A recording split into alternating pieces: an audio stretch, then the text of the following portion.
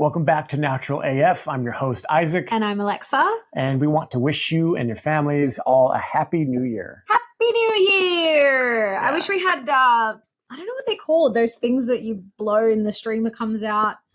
I want to say foghorns, but that's... Not that big, no. Well, maybe just add in some sound effects so that we don't sound like the confetti? Yeah. This is a good time of year, but I never really know how to end a year. Like, I think blowing stuff up is a great way to go. But other than that, I have no idea. Yeah. Well, unlike your neck of the woods back home, we can't get fireworks here unless you know someone that knows someone. The Lebanese. But no, we've actually had a pretty quiet end to the year, which has been really nice because the last few months leading up to the end of the year were pretty hectic. Yeah. So it's actually been really nice to just take a step back. We had a pretty quiet Christmas and just reflecting on the year that's been. And, you know, I actually said to you yesterday, like the closer it's gotten to New Year's, the less and less I've wanted to go out and do anything. Right. So, we've decided to just stay home. Yeah, and I feel like we've already... Nice, quiet one. I think it's why I gel with you so well, but we both started on our New Year's resolutions before the New Year even started and before we even made a resolution. Yeah, that's right. You started a new fitness challenge. Yeah. I'm not going to be able to walk tomorrow, guys. I did my first workout in 9 months yesterday, and actually just a quick follow-up on the last 2 episodes now, follow-up on the follow-up. Getting back into fitness, whoa. Like I was actually blown away by how much my body's bounced back. And again, it was one of those things I didn't realize like how unwell I actually was. Because the last time I worked out was kind of because of that I started to figure out that my breast implants were making me really sick. And when I was working out back in March of this year, like every workout was a struggle. I just felt more tired after I'd work out. And then like the weight, nothing was budging. And yesterday mind you, I'm almost 4 kilos lighter to start with. So that makes a big difference. But I actually felt like more energized after the workout than I did tired. Yeah. Which is an encouraging sign. Yeah. And it was really awesome. I think I've actually kind of been avoiding getting back into fitness because I felt so disheartened from that last time that I tried to like follow a program. And now I'm actually like, oh, that's actually energizing me. And like I can feel every muscle in my thighs, and it's a struggle to like, I can't sit down. I can't it's really hard to get up. I can't walk down hills. And that's after 2 applications of Alleviate on the legs. Yeah. So I don't know how bad it would be without Alleviate. Yeah. Well, the good news is it does help, in my experience, shorten the recovery time. Yeah. So you're not going to be limping around for 5 days, maybe 2. Yeah. You know, you'll be sore, but... Yeah, I think you get that first couple of days is normal, and Alleviate just kind of helps to take the edge off, I feel. And then once you get, let's say, 3-4 weeks deep into like a steady fitness routine, you're not going to be that sore after a really intense workout. It's just really dusting off the old muscles. Yeah. The initial startup is hard. Thank God for muscle memory thank God that I was a gym junkie at one point in my life. It might have been a decade ago, but better that than nothing. So I know I'll get back into it. But yeah, I'm super pumped now. I'm like super pumped to like restart my fitness journey because it has been so long. Yeah. And it was a great start to the year before this year's even ended. Yeah.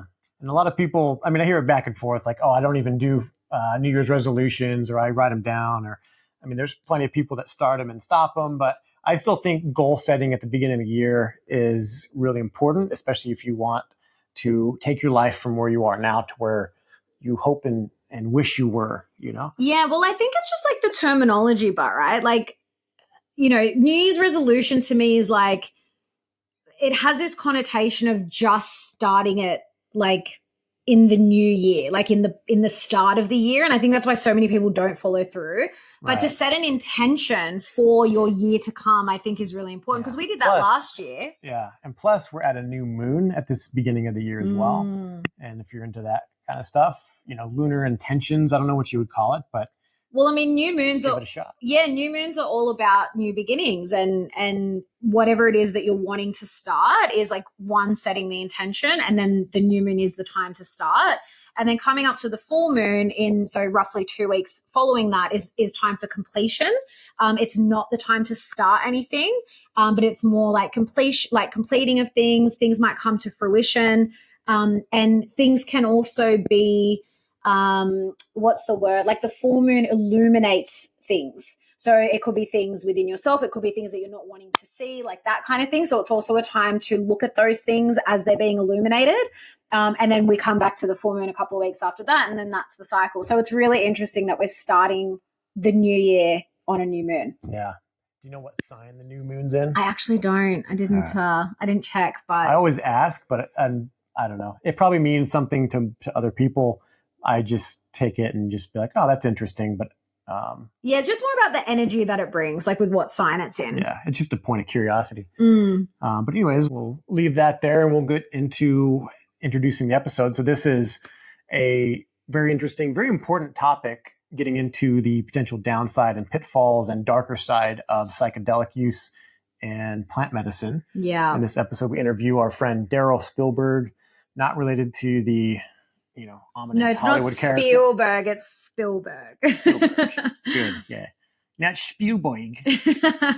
Yeah, so I'm so grateful to Daryl for coming on. He's a great guy. And just sharing his story. Like, it's pretty intense. Yeah, it's daunting what he went through. Yeah, very, very. I was listening to it, and I was actually listening to it thinking, thank God I've never felt called to do this kind of medicine. And I think that's why, like, I think intuitively, I don't know, just hearing his experience, that stuff has always really freaked me out, like going into this altered state. And I think that's why too, because not knowing, like, you're doing it usually with like strangers. Yeah. For the most part, that's usually what you hear. You go and you meet the shaman for the first time, and then you're doing this thing with strangers. That's always kind of freaked me out, because then you're going into this altered state of consciousness and you don't know what's going to come up. Yeah. So I'm very grateful that I've actually not felt called to that, because I think after what Daryl said about the spirit of the plant, and what I won't spoil it, but after what he said about that, I can see now why you don't hear a lot of these quote unquote bad stories. What's the word? Not bad, but you don't hear these the damaging effects that it actually can have. Right. Yeah, it brings up some very, very interesting points of view that I have not heard before. I've heard hints and glimmerings of different things from different people, but the way he breaks it down and the story that he tells, it's like opening the page and the story just jumps off the book from you or at you, and really lays it out there as to what this world entails. So I hope you enjoy that episode. Yeah, I think you guys will. And this is definitely one, like, to share with people that you feel may have been affected by this kind of thing. Take a listen. And if you know anyone, because we know a few people that have probably been affected by like too many of these plant medicine ceremonies. And we're not really, I mean, I'm not pro or con too much. I just think that being responsible with it includes due diligence. And due diligence is just looking at both sides. And intelligence is, I learned this from Robert Kiyosaki years ago, looking at, there's two sides of a coin, but intelligence is a third side, the edge. There's heads, tails, and the edge. There's a third side of the coin. So if you're going to approach something that is very, very powerful, do that with intelligence. Yeah, so, approach it from the edge. I like it. We should coin that. Approach it from the edge. Yes. And sorry, just before we move on just to quickly address, you might hear that the audio just wasn't, I don't know what the right terminology is, but our audio. We were lagging. Yeah. Someone was lagging and it was recording like a little bit of an overlap. Yeah. Hopefully it's not too distracting. But. Yeah. So there was a lag, and Daryl's audio just sounds a lot louder than ours, just like in the post-production we heard it, but like we didn't have an issue when we were recording, but unfortunately there's not much we can do about it, so just wanted to address that. Hopefully it's not too annoying. Right. All right, well, as always, this episode and this entire show is self-sponsored by us and our business, Natural Art Form. You can check out all our offerings at naturalartform.com, and we are going into the new year with an intention of growing the online presence of this business, and would appreciate if you have a good experience, please share a picture or video review, and you will get a 20 or 30% discount, which is a pretty good savings on the product. And you can look at that at our website. At the bottom of each product, there's a little section and it says write a review. So you can post a review there and you can select what kind of review you want to get, and it will automatically send you the discount. And any review gets, I think, a 10% discount will be sent to you. But we're really looking for those photo reviews and video reviews if you're up for it. And we love to hear people's stories. Like, that's the beauty of doing the markets, is that we get to interact with our customers face to face, and we get so many positive reviews and really great feedback from people that have bought it and then maybe come back a month later or a couple months later at the same market. And yeah, it's really great. Like, really, that's why we do this. Yeah, it's very exciting. I love getting those messages from y'all.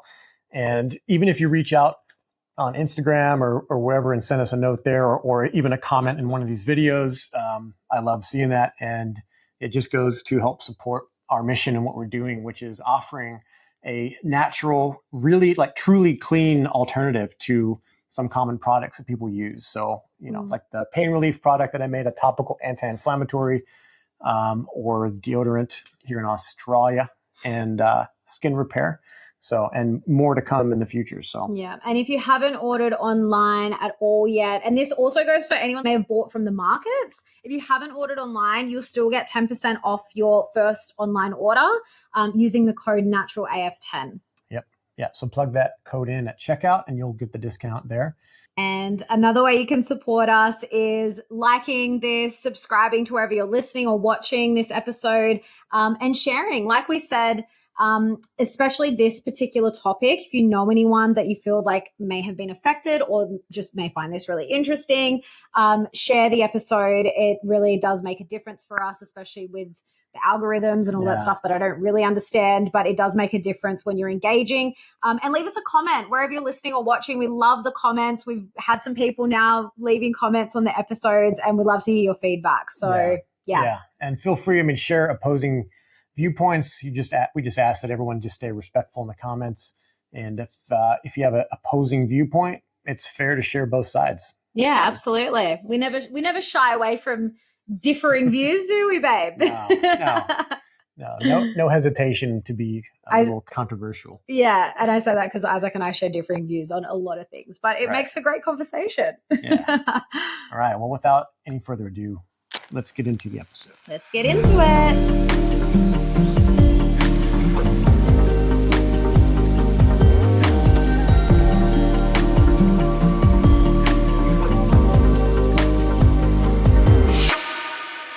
Daryl is a counsellor, crystal dreaming practitioner, and fanatical health enthusiast. He was always curious about how to live a healthy, sustainable lifestyle until he was abruptly plunged into a deep spiritual crisis that lasted many years. He had to rapidly adapt and explore many options to try and find his way back to mental, spiritual, and physical health. Through this journey, which he now recognizes as an initiation period, he was left to fend for himself for a long time until he was finally guided to various incredibly skilled practitioners who assisted him in finding ways to find balance. His journey back to health has been incredibly difficult, yet it was his health crisis that brought him the wisdom and knowledge of how to heal on many levels and ultimately come to a place to be able to help and assist others. He now knows that the seemingly impossible can be healed, and is here to be of service to assist others through their own inner questioning, awakenings, complex spiritual issues, health crises, and anything else that may be perplexing them and holding them back from reaching their full potential. Thanks so much for being with us today, Daryl. Yeah, welcome, man. Thanks for having me, guys. Great to be here. Yeah. So very interesting journey you've had. So we always give you the floor when we start off to get to know you a little better and share a little bit more of your journey and sort of, the most significant life experiences that sort of led you to where you are today in the work that you're doing. Yeah. Okay. So I suppose I used to be, just, going along as a lot of other people were and, just very typical life. I did a lot of travel, a lot of work. I went traveling for many years. I was gone for about 6.5 out of 10 years between 2008 to 2017. Just traveling around the world at that time, partying a lot. seeing a lot of amazing places. And it all kind of just like travel broadens the mind, I find, and it just made me start to kind of, see different cultures and different experiences and meeting a lot of different people. It's just kind of just gently opening me up to some different things. And then around 2015, I started to just become more health conscious. I got a couple of messages to do so. I had no idea why. And then I went through the last bit of the travel. Was a really beautiful experience. I went over to the Middle East. I went through Egypt and Israel and Turkey and Jordan, and then 6 months in India, going to all sorts of amazing sacred places that I had absolutely no idea why or what I was doing. I was just getting led through them. And then 2017 was when it all kicked off. And I was thrown into a very, very deeply and abruptly thrown into a spiritual crisis. And it's been about 8 years since then, I suppose. Wow. Nice. So can I just ask, Daryl, how would you explain a spiritual crisis? Like, what was that to you? But then if other people are unsure if that's what they're going through, how would you describe that? Yep, sure. So spiritual crisis, I suppose at the core, it feels like a lot like an identity crisis where your entire world, your entire existence is just shattered. It completely falls away and shattered. So there's spiritual crisis and spiritual emergence. Crisis is when bang, crack, dynamite, you're in crisis mode. To varying degrees, but things are very abrupt, whereas emergence is a lot more, word that's coming to mind is gentle. It's not necessarily gentle, but it's more kind of slower pace, like more gradual? Of inquiry, and things gradually kind of happen to you. Yeah, exactly. So cool. A lot of things can happen. It's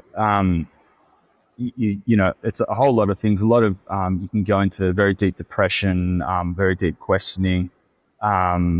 You lose joy in the things that you used to. You find yourself distancing yourself from people that you used to. You find yourself very, very, very alone for a time, typically, because you've changed so rapidly. There aren't many people around you that can understand, even if you do have some people who are quite sympathetic. I did have a couple at the time, but it's a lot of it's very unrelatable experiences, and then to the various different degrees as well. You can be very abruptly opened up to the voyances, so to seeing things, hearing things, feeling energies and things. You can be very abruptly opened up to that. You can start seeing and hearing, entities and voices and angelic beings, whatever it might be, which can be very, very, very confusing for people, especially if they don't really know or understand. And obviously, I don't need to say that that's something has been stigmatized a lot too. Basically, you're thrown into this hole, and you just got to figure it out yourself, basically, and you just don't know what to do. There's no, reader's manual to do X, Y, and Z to get out. You got to try and figure it out yourself. And there is no exact formula for one person's different things for different people. Yeah, totally agree. Yeah. So, what was some of the, like you mentioned, you kind of, came along the path of some pretty skilled practitioners that helped you through your crisis. So what were some of the things that you then explored that helped you to sort of heal and figure out what was going on and move through it? Yeah, sure. So with me, my whole experience was kicked off by psychedelic damage. That's a whole very long story in itself, but, and I didn't understand or know it for a time, and it took me a while to understand and come around to it. And then for a very long time, I was in, I suppose, what you call the dark night of the soul. And it was just very alone. And then I was just fighting for survival, really. Just going along, and you just kind of, sometimes you just, some people find that you're just in it for a while and there's just things you can do really. And you've got to get yourself to a point where you're ready to be helped. Yeah, you've got to get yourself to a point where you're ready to be helped as well, which is hard. I know that's hard to understand. And this isn't always the case, but a lot of the time you've got to have taken that initiative and taken those initial steps yourself. And then the first one, I was looking and trying all sorts of things for a long time. And I was very afraid to, because I had a very, very traumatic experience with the psychedelics, and I was very wary of, I was very programmed into it. I'm very wary of, I've been programmed not to seek anything else, as well. And so it was very hard for me to find other practitioners, but I finally ground my way out. And then the first thing that was, and still is to this day, the absolute life changer was crystal dreaming, of which I'm now a practitioner. And that was the first time. It was probably, I came to it about a year and a half in or so, and then it still took me probably another 6 months, about another 6 months after that, I had my first kind of, I suppose, breakthrough, you'd say, and then it's moved along since then. Yeah, for me, that was the first thing that started to actually shift and change things. Wow. And how would you look at it looking hindsight now? Do you find that you have a place of gratitude for what happened, having brought you into like another level of just yourself? Sometimes. Depends how I'm feeling on the day. Yeah. Sure.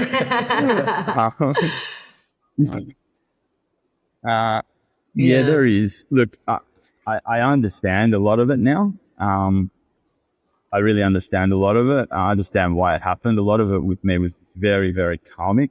A lot of it was a part of the initiation period. I understand why it happened. I'm a lot more accepting of it now, but sometimes it's still very difficult. This human, it's like I can see the whole spiritual lessons go, okay, but then the human part of me is just like, yeah, but I'm still pissed off. So that can happen sometimes, but definitely coming towards a place of gratitude. Yeah, I can understand it. And in time that does increase, what you're saying, I say. Yeah, I think in time it kind of, as you improve and heal more, then you're like, okay, well, the gratitude comes through more. Yeah. But I love that you said that too. Like, there's this spiritual aspect where you can be more accepting, but then there's this human side of you that's like, yeah, I'm still really pissed off. Like, I love that, because that is the reality of most situations. We're not always going to be in absolute agreement or acceptance or whatever it may be about anything in particular. We do have these different parts of us that are going to express different feelings and emotions towards things. So, I love that you're just very real about that. So for anyone that doesn't know about crystal dreaming, because I didn't know about this until I met you, and we've got mutual friends that have done it and said that they had amazing experiences, and also, had experienced a similar thing with the, damage that psychedelics can do and having things attached to them. So can you go into crystal dreaming, and maybe if you want to even elaborate more on kind of what can happen with psychedelics and what kind of stuff it can open you up to? Yeah, sure. Absolutely. Okay, so crystal dreaming, first of all, it was started by, or created, I should say, by a man by the name of a brilliant man by the name of Rain Richards. He created the modality, and basically, it's a very intricately laid out crystal mandala. There's about 30 or sometimes 40, depending how much you expand it, crystals or so, laid out in like a line and then like a fan. So no crystals actually touch you. It's a no touch. No one's touching you. The crystals aren't touching you. And you lie down. It's always one-on-one. You lie down in crystal mandala, and it takes you into an altered state of consciousness. And then the practitioner is guiding you through the session, and then people are relaying what's happening back to the practitioner in their experience. So it's not a session where it's like, oh, the practitioner's like, I see this, I do that, I see that. It's all the client's experience. So like, it's so common that I'll have someone sit up after a session and they're just like, oh, and they're like, that really happened? And I say, well, I wasn't telling you anything that was going on. You were telling me. So did it happen? And they're like, oh, yeah, that's right. So anything can come up. Very common themes are attachments such as entities, demons, etc.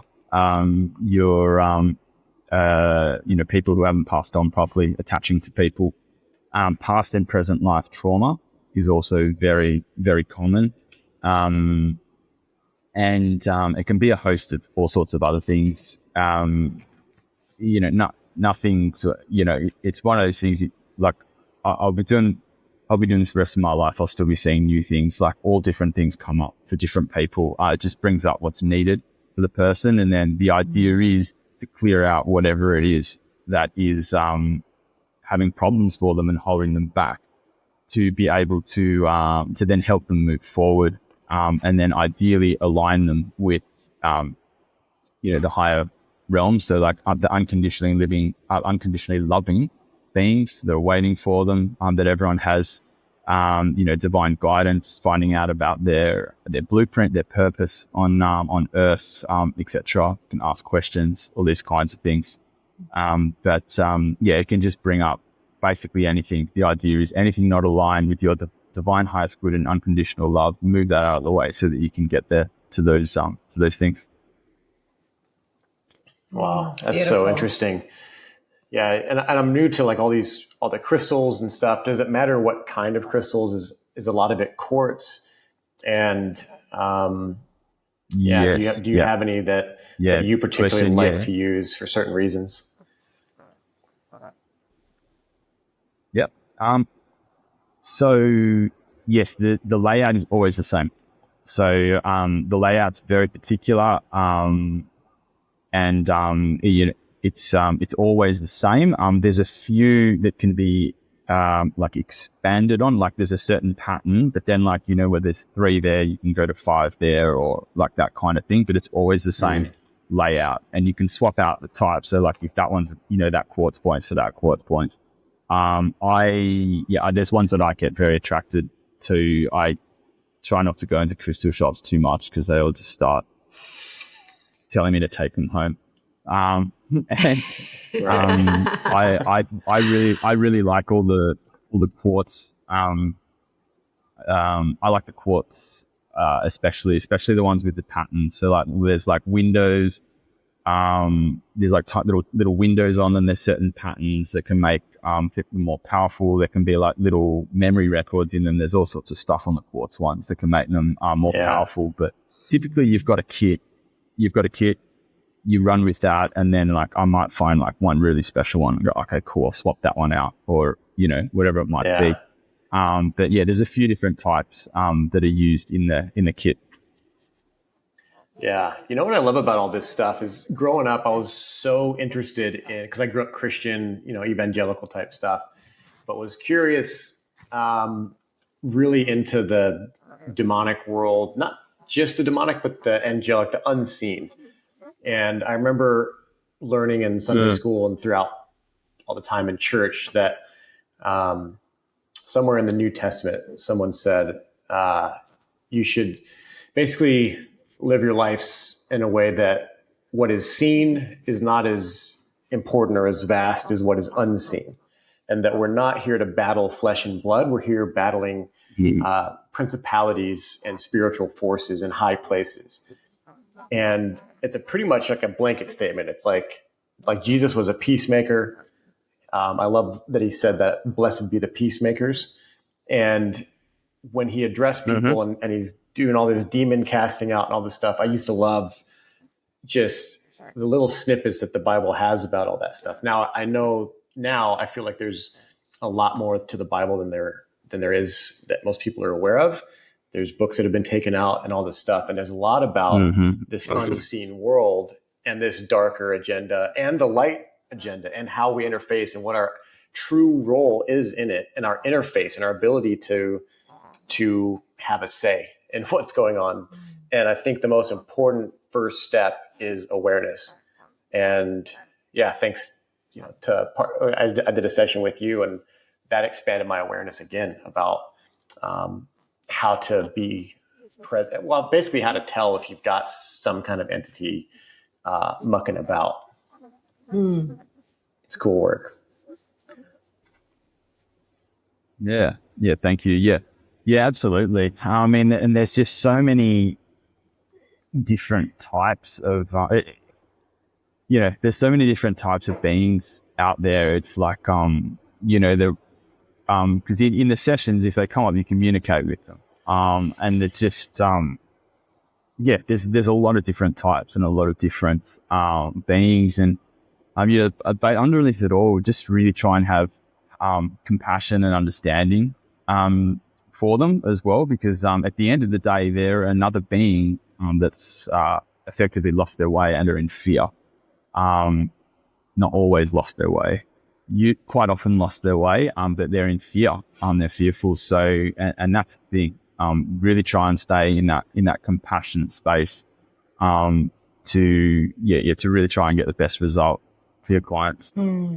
Yeah, especially like Isaac said, the awareness, because I think one of the things that I've learned through my own experiences and realizing that I've had things attached to me is just being aware of the various ways in which things can attach to you. And like you said, there's so many different beings. It's not just about demonic entities. It's about, like you said, people that have died and not been able to move on, attaching like that actually, I think can be a big one for people, especially because we're moving out of this paradigm where I think definitely, the generations prior to us, that all they knew was the physical world. And I think it's very common that after, death, they're not actually passing over to where they're meant to be. They're very attached to this physical world still. And of course, they're likely to attach to the people that were in their life. So there's so many different, like you said, so many different beings and things that can be attached in different ways in which they can come in, like, you said with the psychedelics and that whole world. And we've looked a lot into that kind of thing, and it can be pretty wild. And I actually wanted to ask you to go into, if you can, a little bit more about how you said you were actually programmed not to seek help after that experience. Right. How did you kind of become aware of that, even that was that was going on?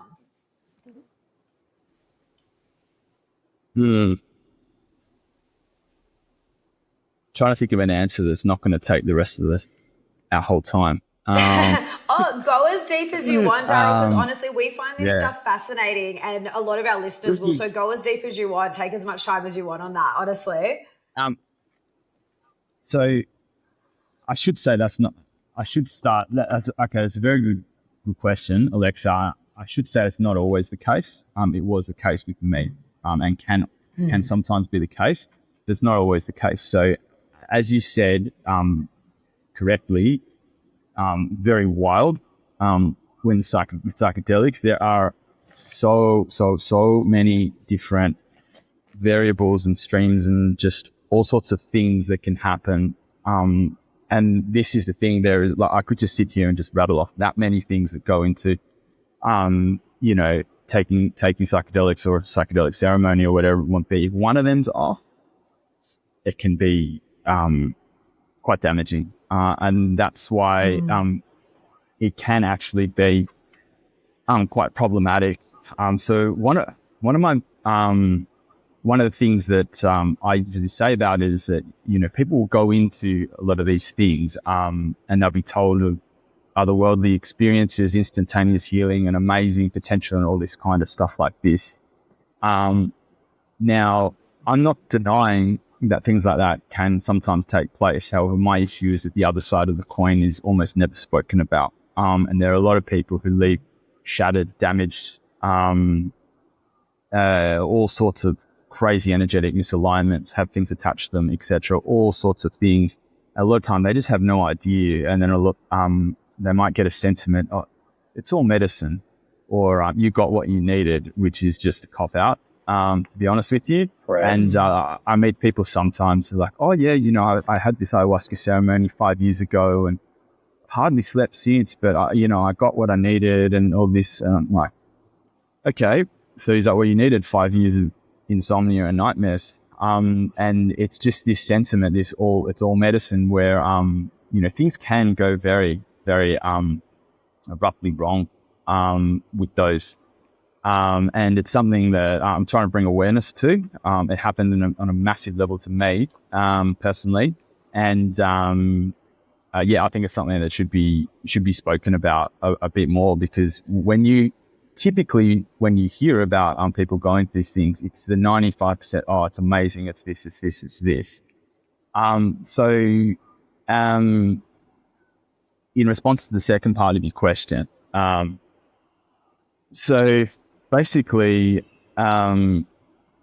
when I went, my story is very, very complex. There's a lot of layers to it, but the long and short of it is I had some pre-existing issues and trauma and this kind of stuff like this, and then I started seeing a Chilean girl, a beautiful Chilean girl, and she said, "Oh, well, why don't you come and treat these things naturally? Come back, move to back to Chile with me, and we'll, take ayahuasca to help to heal this." And I had already spent about 2.5 years or so in South and Central America, so I was no stranger to it. I'd heard about it. I'd gone all through Peru, Bolivia, and and all this stuff, but it was never on my radar. And I went and so basically I went over there and I moved over to be with her, obviously, and then to have this as well. And I went like just way too deep, way too fast. And I went to very advanced levels of medicine as well. So there are other plants that you can use as well, called dietas, which you might have heard of. So it's basically you get another plant, you do like a 30-day kind of program, I suppose you say, a very restrictive program, and you're kind of downloading the essence of the plant into your system. And so there's all sorts of different ones, like there's one for concentration, there's one for fear, there's one for sexual cleansing, there's one for strengthening muscles, different issues you can paired with different plants and stuff like this. So I went way too deep, way too quickly. I got extremely abruptly cracked open, amongst other things. And for me personally, so when you're in those situations, in those ceremonies, you're in a extremely malleable state. So think of hypnosis times a few thousands, your channels wide open. And I was having things said to me. I was being taken outside sometimes and having things said to me that were, let's just say, not very helpful, and being programmed into me as well at that time. Now, I don't want to sit here and just this whole story and just sit like a victim. Like, I understand what happened to me. It was my choice to go in. It was my choice to keep going, etc. However, it's kind of like when you go into the duty of care of a practitioner, you kind of have a trust that they're kind of, there's a duty of care and responsibility in what you're doing. And so a lot of these things, some of the things are being programmed into me, you have more problems than anyone else. You can never seek another practitioner. You have to come and practice with us. And I really do think this was come from a place of, in a twisted way, love, but fearful love. Kind of like protective, like it's a dangerous, 95% of the world is evil. That's another one he said to me. And it was a way of just being like, it's really evil out there. You can't go outside. You know, it's you have to stick with us. You have to be with us. You have to, et cetera, et cetera, et cetera. Yeah, and that's the first part of that, and then the second part of that is the mother ayahuasca herself. She does not love me. She does not love me unconditionally. She absolutely doesn't. I've asked her point blank. Now, when you're there and you're taking the medicine, it's like almost like you're downloading an essence of them. It's becoming a part of you. It's like someone who would ever say something bad about it. It's like that insulted my mother, and I just flip out. You know, the deeper you go and the more you do it, the more it comes in, and it's that vine that wraps itself around the spine, and it'll suffocate you. And I wasn't aware of any of this stuff. And, you know, there was a massive arm wrestle for a very, very, very long time. And then I remember being in one crystal dreaming session. And then you're leading up to that. I couldn't say, like, at first I came back and I had all these issues. I had, you know, I was seeing and hearing things. I'm now healing from neurological damage. I had neurological damage, hearing loss. My energy body was fractured and split off into, I don't know how many different places. My chakra was bereft, my aura was cracked, it was moved off my body. Like, I can start to go on and on and on. And when I first got back, all I was saying is how it was the greatest thing. It was the most healing thing ever. You know, it was the most amazing thing. I had to somehow get back over there. And I was just kind of stuck in it for a while. And then just, you know, in my own devices. And then eventually I find it was like this arm wrestle. The awareness came, like, it kind of really started to turn a bit. And then in the crystal dreaming sessions, it started to come up and I started to realize what was happening.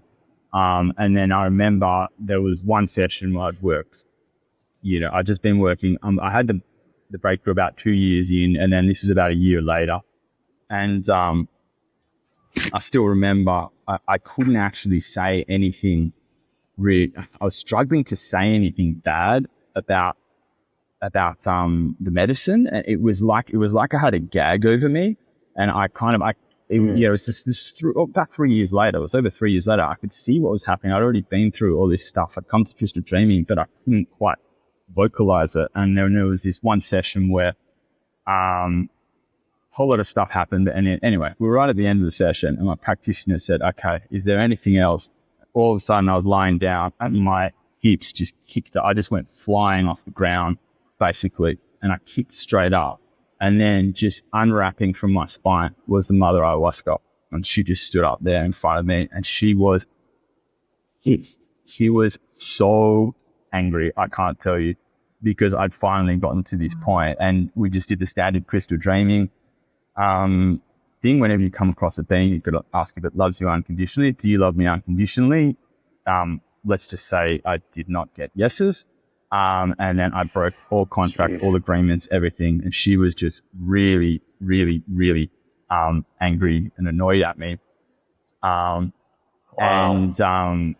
could just feel that frame you there. And then about a week later, I think it was a week or two later, it wasn't long after, I was at a lunch, and I was standing around with 3 other people, and one of them had just come back from overseas, and she'd just done like a big extensive retreat with all this stuff. She's like, "Oh, it's the most amazing thing ever." And the other 2 guys are really into it, and they were like, "Oh yeah, you know," and the 3 of them are going on about how amazing it was, and I was just standing there. It's like, and then one of them was a good friend of mine. He's like, "Oh, you know, Daryl's done it before." She's like, "Oh, how was your experience?" And I just looked at her. I said, "Well, it was actually really damaging, and I wouldn't recommend for anyone to do it." And to this day, I'll never forget what I did. As soon as the words came out of my mouth, I went like this. And I looked over my shoulder because I didn't believe that they'd come. I thought someone else had said it because I didn't believe that they'd come out of my mouth. And because I had taken the essence out of my system, I could now speak freely. And since that day, I've been able to speak freely about my experience, but it was almost like it gagged me for a long time. Yeah. That's Holy incredible. smokes. I got cold shivers listening to that. I actually felt a little sick when you were kind of talking about what was going on during the ceremony.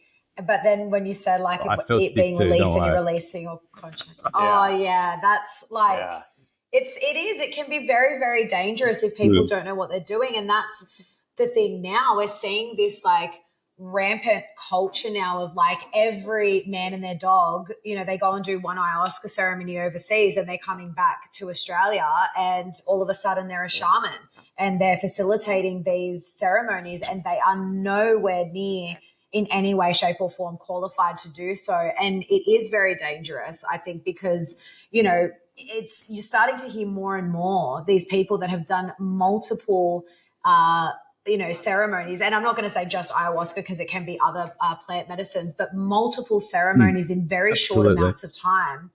Yeah, and they are very damaged. Yeah, you touched a very good point, Alexa. You made a very good point. It's something that's not to be trifled with, and what I find, and this is a generalization, the numbers I'm about to say, but what I have kind of found is that I say, look, there might be about 10% of practitioners who are genuinely, let's say, dark shamans, let's just say. Like, they know what they're doing. They're in there. They're deliberately putting witchcraft on people. They're putting in hooks. They're draining energy. They know what they're doing. They're deliberately doing it like that, right?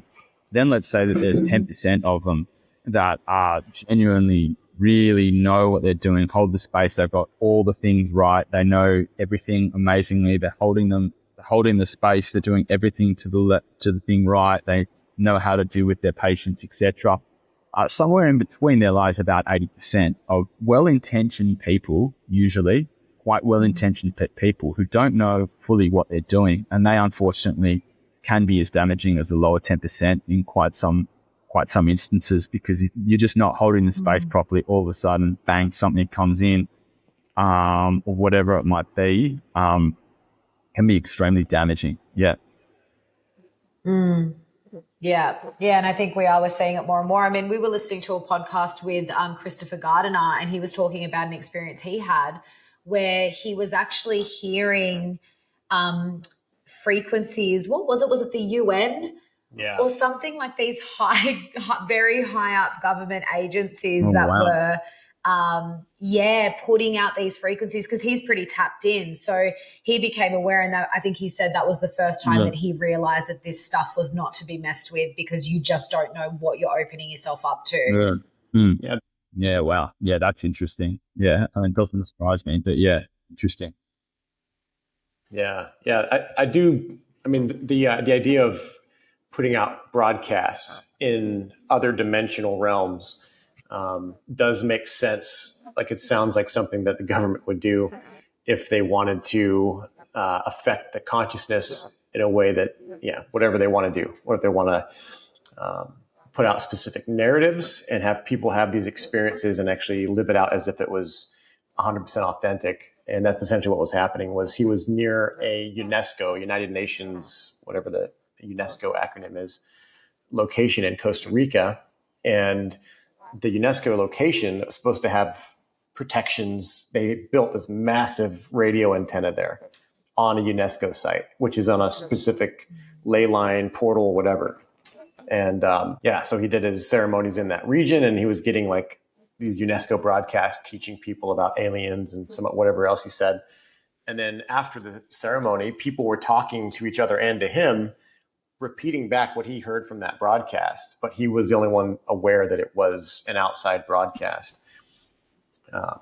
And I'm like, that opens up some very interesting conversations. Yeah. Yeah. There's certain places that you just shouldn't go. Yeah. But that's it. It's like you said, there's certain places you shouldn't go, but if you've got no choice and you're seeing or you're hearing, like, this is the one thing, once you see something, it can't be unseen. And it's just, once you're in it. It's like, oh, just hold on, I'll just shut the door on that side. No, the door's open. You've got to work your way to start it again. Yeah, it's interesting. Yeah, exactly. Yeah, and what you said about being in a very, very suggestible state, totally. Yeah, I could totally imagine that. Yeah, and so I wanted to ask, because my understanding of these plant medicine ceremonies is that, so one, you should be taking, the plant medicine should only ever be taken where it's grown and facilitated by the person who's growing it. And these shamans who, of my understanding, are usually, you know, like you said, that 10% that it's usually been passed through the generations. They know exactly what they're doing. They're very aware of all this stuff and they hold the space correctly. And then also that, I mean, traditionally, it was kind of like a rite of passage where you would do it maybe once, maybe twice throughout your life, and then that you should feel called to it. So these are just the things that I've heard through the grapevine. I've never felt called to do anything like that. I've never spoken to people specifically in that area of work or anything. Is that the grapevine? Sorry? No, I was going to say, you heard that through the grapevine or the ayahuasca vine? Yeah. Well, that's right. Yeah. That's right. So I'm just curious because, again, I don't know. I'm not by any means an expert in this whatsoever, but these are the kind of things that I've heard about how it should be done. So can you give some insight into that and whether you believe that it is something that is beneficial in some instances, or is it kind of like steer clear? What do you reckon? Well, you raised some very good points.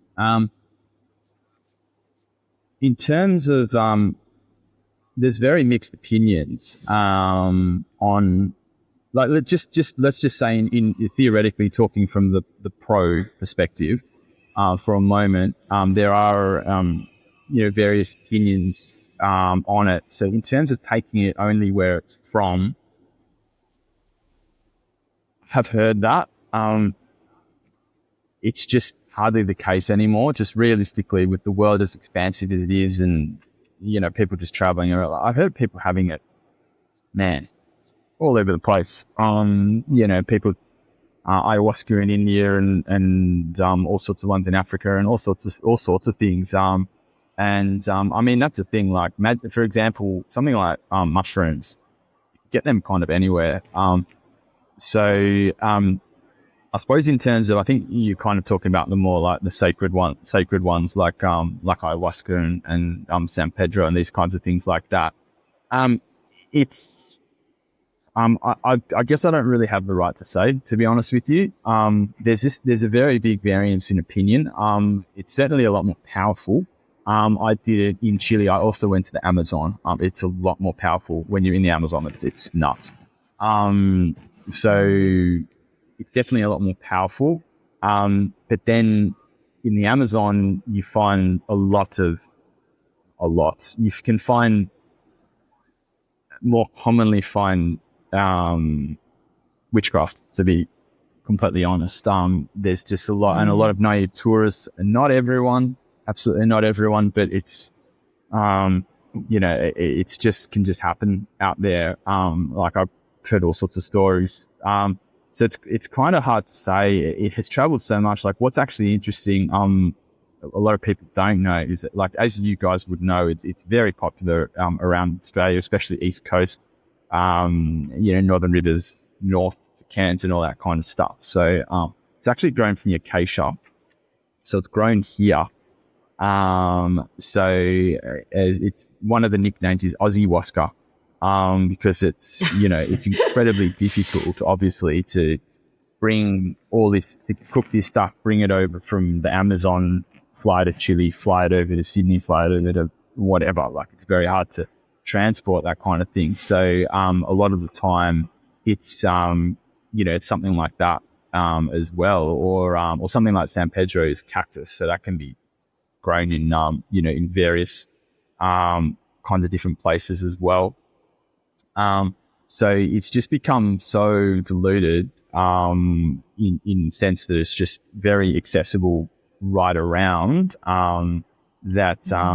it's really hard to say. I guess a lot of it has to do with the practitioner. It really comes down a lot to the practitioner, and there's so many different things and how the medicine is made So even if it's not their medicine, they don't know how it's been done. It takes a long time to prepare these things, like sometimes days to prepare these things with the right intentions, the right everything, the right temperature, the right conditions, etc. If something's off with the medicine and they've just gone and collected it off someone, they could be holding a really tight space, but if the things aren't right in the medicine, and where is that space? Who's in that space? Are things the collected being held properly? Like, there's just so many different varying different factors. To me, it's a real gamble. Like, it's just it's just a real gamble. Like, if you go in and spin the roulette wheel, you might come out, put down $5, you might come out with $250, but you're 49 chances of losing. Right. It's not. I'm just generalizing there with an example, but I'm saying that that's one of the things with one of the things I like to say, with the potential for great breakthroughs comes the potential for great breakdowns. Anything that has this amazing life or instantaneous healing kind of thing, quite often it can be quite erratic and it can go awry quite quickly too. Wow. Yeah, that's such a good point to make, because I think that's very true for a lot of things in the spirit world. If you don't know what you're doing, it can be a bit of a gamble. Absolutely. That's it. Yeah, definitely. And I mean, that's the thing, like, a lot of people just don't really fully know the extent of what they're going into again. And look, I understand that you don't want someone going into this space being like, oh, this and this and this and this and this can happen and this can happen, and they go in there like, oh shit. Going in like this really fearful state or something like that. But it's, people should know what they're up for, and like what can potentially happen to some sort of degree. And it's it's quite rarely shared. Like a good look, I'm obviously a bit biased, but like a very good friend of mine rang me a couple of months ago, and he said, look, I'm going to feel like I've been called to I've been told I've been called to ayahuasca and all this. I was like, okay. He knows most of my story. I said, okay. He said, look, I'm calling you because you know more about it than anyone else I know. I said, okay. And he said, what can you tell me? I said, look, mate, I'm more than happy to share with you and go into it. But bear in mind that A, I'm coming from my own personal experience, which is obviously skewed one way. I'm not denying that. And B, when whatever I say, you're not going to be able to unhear. And then, he turned off. I was just, I wasn't sitting there like slagging off or anything. I was just talking about my genuine experience, or saying this happened, this can happen, that can happen, etc. And it's already like a very complex and difficult space to go into. People should have the ideas behind it, of what's happening. And then the other question you asked, Alexa, people being called. To me, all I can say is that if they're being called to, for example, ayahuasca, they're being called by Mother Ayahuasca. And to me, in my experience and my understanding, she's not an unconditionally loving being. So I wouldn't answer personally. Anytime anyone's calling you to anything that big on such a deep spiritual level, you should always ask if they love you unconditionally. That's something that I really learned from Raim and from Crystal Dreaming. Beings that love you unconditionally, they are here looking after your divine highest good. They're here guiding you. They genuinely have no agenda. They only, with pure love and joy, want to see your absolute best result for you. And if anyone is any less than that on any level, I wouldn't go into anything that spiritually complex with them. Right on. Yeah, absolutely. And I think too, we did lose you for a bit, Daryl, on our end. So I'm sorry if you already covered this, but I think people need to also understand too that they may feel quote unquote called, but what is it that you're feeling called by? Because these negative and demonic entities, for example, they're very deceptive. So they can make you think that it's your idea or it's a higher calling, it's something of the light when it's really not. Yeah, that's a good point. Yep, I would agree with that. In some instances, people get called to all sorts of things. Yeah, to get like, why did I do that? Why did I have that idea? Yeah, you're very right. When people have these kinds of attachments, it can influence their behavior. And as you said, it can influence and give them thoughts and things. So yeah, that's a good point. I definitely agree with you on that. Yeah. In some instances, sure. Yeah. And I want to point out this reminds me of, it's an extra biblical text. It was taken out by the Vatican, century ago or more, but the Book of Enoch. And in that, at the beginning or throughout it, it describes this Enoch that had curiosity about all things, how the world works. I can identify with that. A lot of people can. Just, what is this tree? What is this bush? What are these lights in the sky? What do they mean? All this stuff. And in that, there's part of a history of these watcher class angels that had come down and made themselves as gods on Earth. And I liken that to like the stories of the Anunnaki, because the crossover is staggering when you start seeing the stories of the Anunnaki and what they did and what they gave to people, and then also the enslavement of some of the people that were here. And one of he names these different entities or quote unquote fallen angels or whoever they were. And I don't remember exactly which one. And this is beyond, the water boy, like, Bobby, that's the devil. Like, this is beyond all that. There is no quote unquote the devil. That's no one's name. No one is called that really. It's, it's a description of a behavior. And so there's these adversaries that were on Earth, and they put themselves up in a place of power. And they were the ones that it says specifically taught man the cutting of vines and the mixing of herbs and all kinds of witchcraft on that side. And I'm not sitting here to judge and say that doing ayahuasca is witchcraft, because I don't know. I don't know really fully how much of that text is actually preserved in this verbal record that was passed down and then turned into a written record passed down. But there's a lot of interesting crossovers. But this is, at the end of the day, this is these invisible entities. This is their realm. This is the water that they swim in. This is the air they breathe. And so when we're crossing over into that, we're very much out of our, I don't know if I would say very much out of our natural element, because I think part of us is this other side of the non-physical. We have this spiritual interface with it. We have the ability to work in that realm. But for whatever reason, the physical is more our jam. And most people, I think, just don't have the awareness or the understanding of that role to be dealing in it. That's what I think the point you're trying to make. Yeah, that's what I agree. Because it's not everyone. Like, there are some people that are super tapped in and understand that, and I think they're very strong in those realms. But for the most part, I would say the majority of the population just aren't there yet. So I would tend to agree with that it's kind of not their domain, so to speak. Yeah. You guys make a good point. Yeah.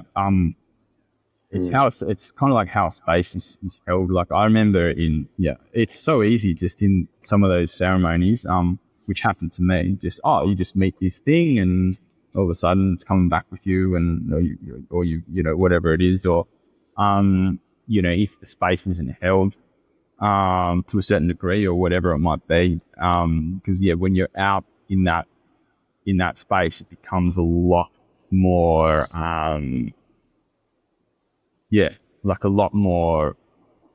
lot easier for those things to happen. Like you're saying, like, you're out of the physical, you're in these altered states, and then it can stick with you and come back to you in the physical, and that's the problem. I absolutely know what you guys are saying. Yeah. Yeah.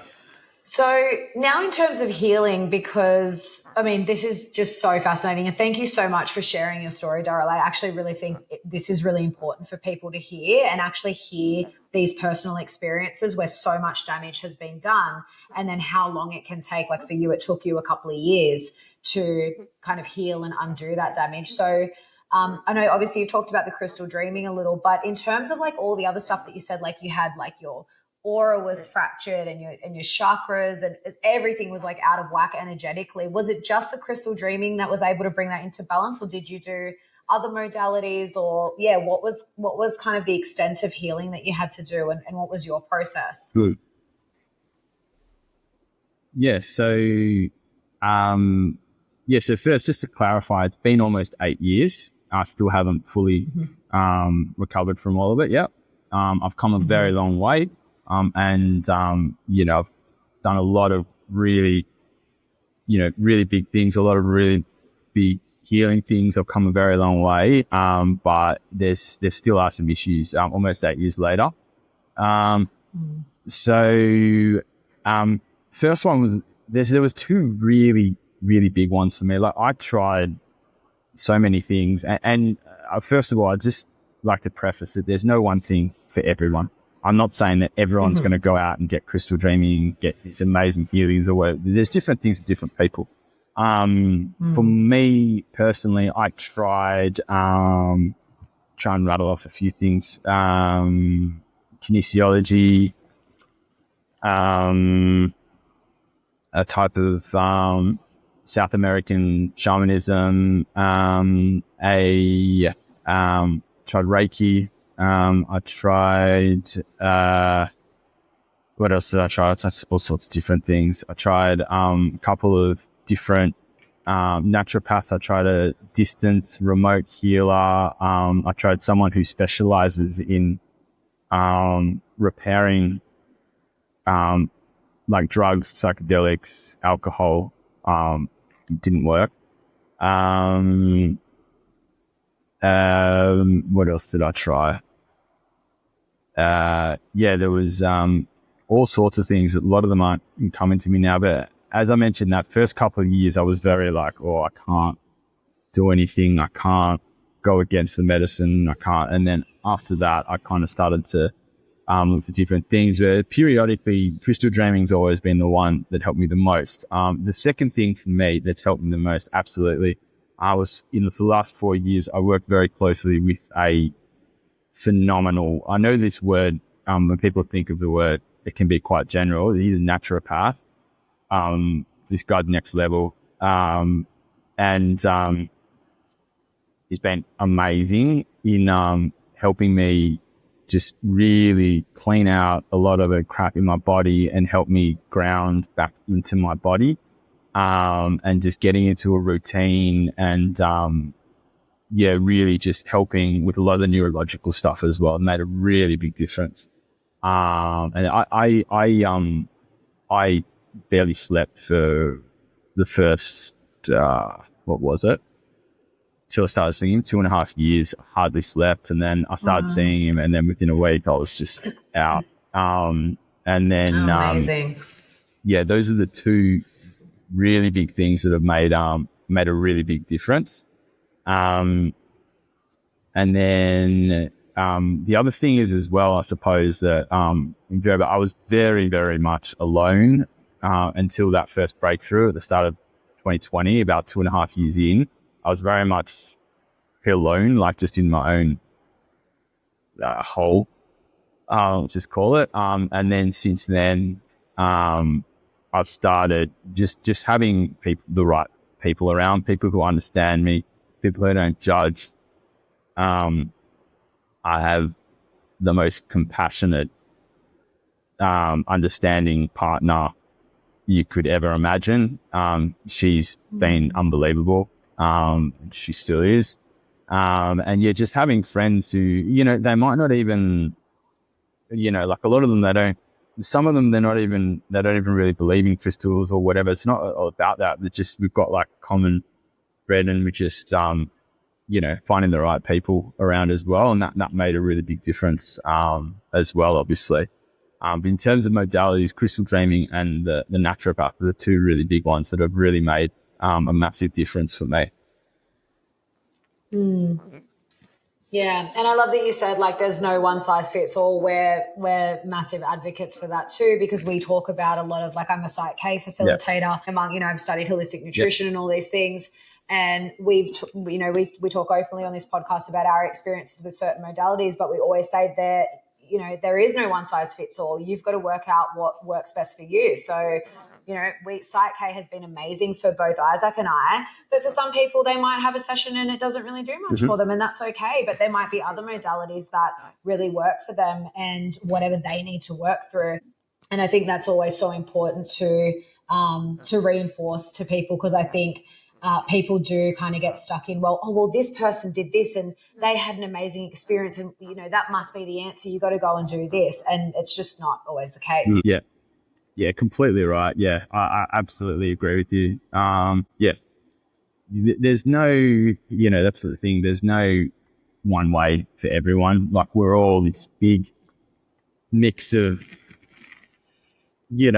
reincarnations and different species of ET species and whatever it might be. And there's no one thing fits all. For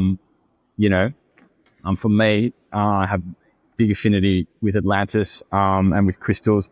It was very, very highly impactful for me. What I love about crystal dreaming, it just cuts to the chase. You just get in there and you just get towards, like, if the person's ready, you can just really get to the root of the problem and solve it. Quite often in one session, there's no come back every 2 weeks for so long. It's just like, right, let's kind of get this sorted and then, go away and integrate. That's the ideal. So, it's definitely no one size fits all. And a lot of things, can help lots of different people for sure. That's so cool. So in terms of when you're doing the crystal dreaming, and I experienced this where you're closing your eyes, you're kind of, the practitioner is leading you through, I guess you could describe it as like a guided meditation, visualization, and then just noticing and observing and seeing what comes up. And so when these things pop up and you see in your mind's eye, you see whatever needs to come up, whether it's images or a thought comes up or an emotion merges or even physical sensations come up. Is this something that, I don't even know how to break into this. Is this kind of the crux of how crystal dreaming works, where you're learning to communicate and notice what typically gets drowned out by when our eyes are open and we're seeing the physical world?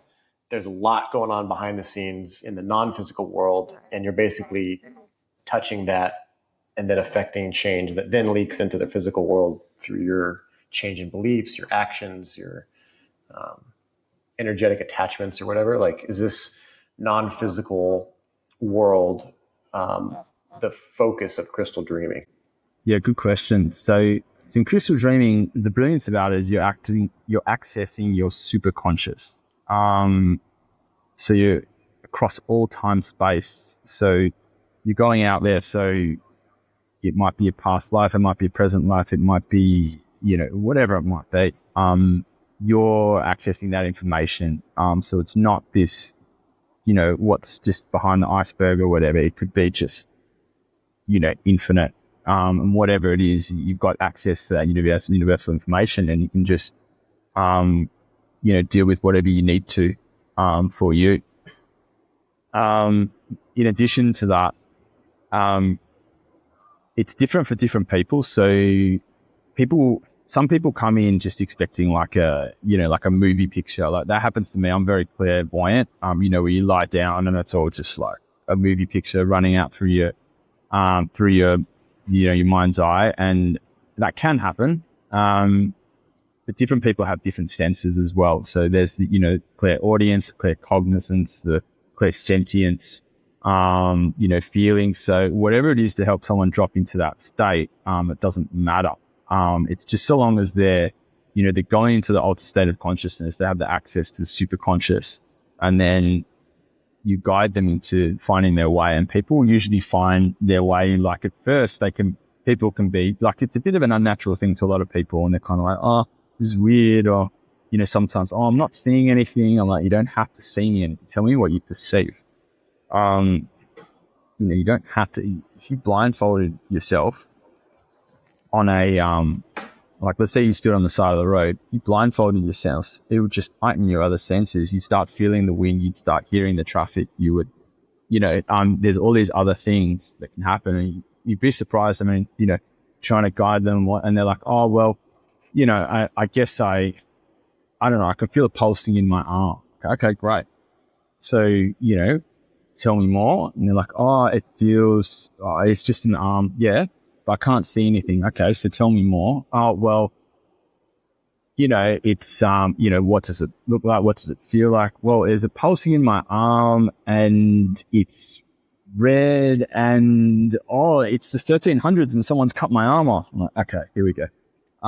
You know, and then all of a sudden they're just like, oh, you know, they're just like, had these, you know, they're just brought, because your body holds a cellular memory of all of your memories. So you can bring them back up, and then you can deal with them, and then clear the trauma or whatever it is, what's going on, whatever it might be.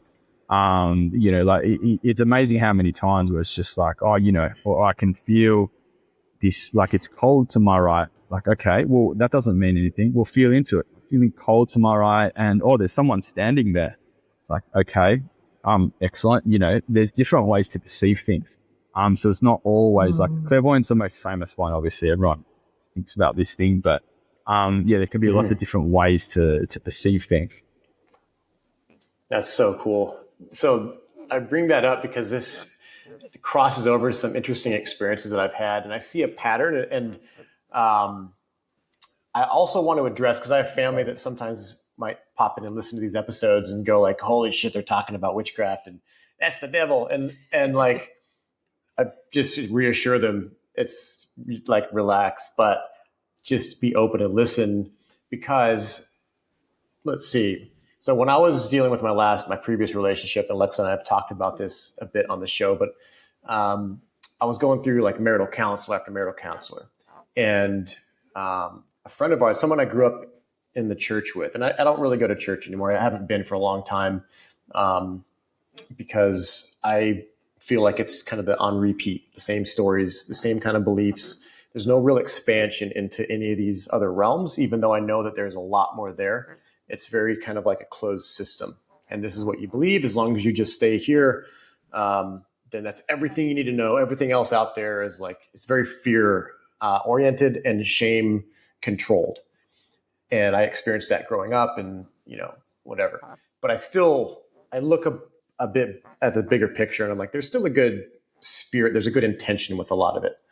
But in one of the marital counselings that I did with this family friend person in the church that does Christian marital counseling, one of the like really powerful things that we did was what you described, but from like a Christian standpoint, but it's exactly the same way to interface. He had us close our eyes, and we're doing it through obviously just very basic Christian stuff, like pray to God, pray to Jesus, ask him this question, what do you see?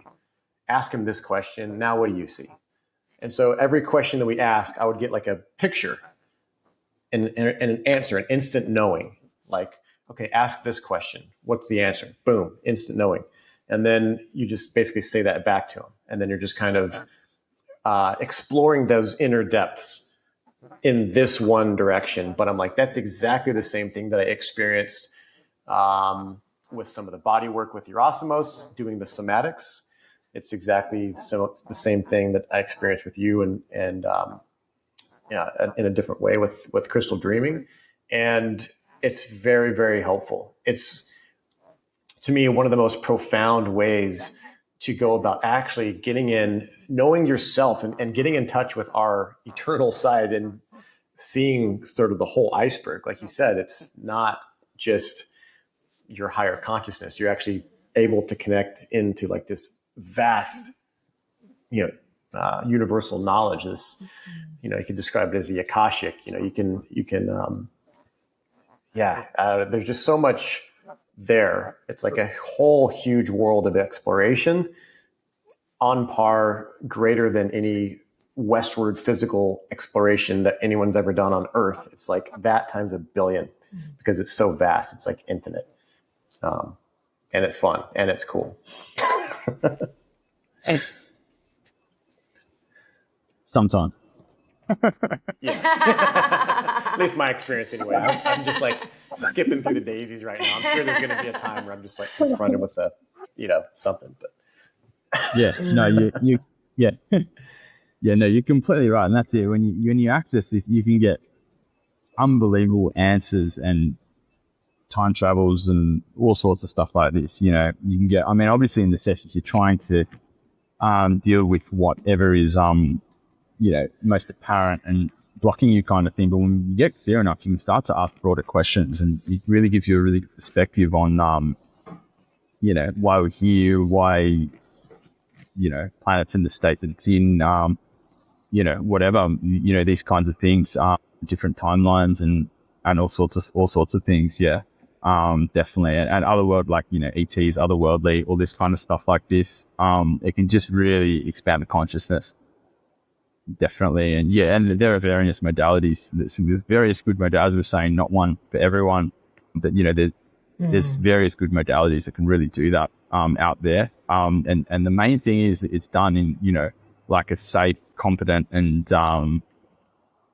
beneficial manner. That's the thing, because there's ways to go out there and then some people get stuck out there, like I'm sure you guys have heard the term like bad trip, and people are just still pieces of them just stuck out there, and you got to try and, it's not like just, sweeping something up. It can be very difficult to piece back together, but there's a lot of really good ways to do that. And there's, it's infinite out there. Yeah. What there is to hope. Yeah. And it just reminded me too, like when you said, I was like, yeah, it's really cool. It could be really fun. You're like, yeah, sometimes, but I think it's also really important to point out here, because we're big believers in this, is that God will never, I truly believe this wholeheartedly, that God will never give you anything that you can't handle, and that's why we all have such individual, unique experiences, because like for you, like you telling your story and what happened to you, like just listening to that, I felt physically ill. Like I don't think I would have handled that. And I don't know where I would have ended up had that happened to me. Because I'm a very different person to you. And I also believe that those experiences, when we move through them and we heal from them, like we said in your intro, I believe they can be our greatest lessons that then turn into our service to others.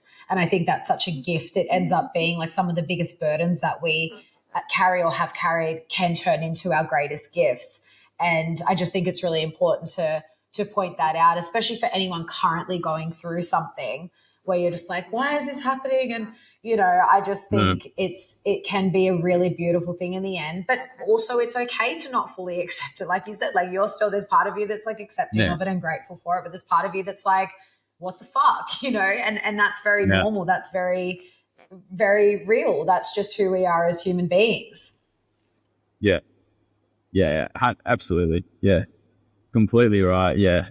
One of the common sentiments in spiritual crisis is nothing like this has ever happened to anyone before. Why is this happening to me? And in a way, they're right, because everyone it's unique. It's happening to you. This has only happened to you. It's uniquely happened to you. But other people have been in crisis, and usually when you plunge into that crisis, you're so alone because you're just detached. And like, even if there's people around, they just don't get you. You can't tell them that you can't.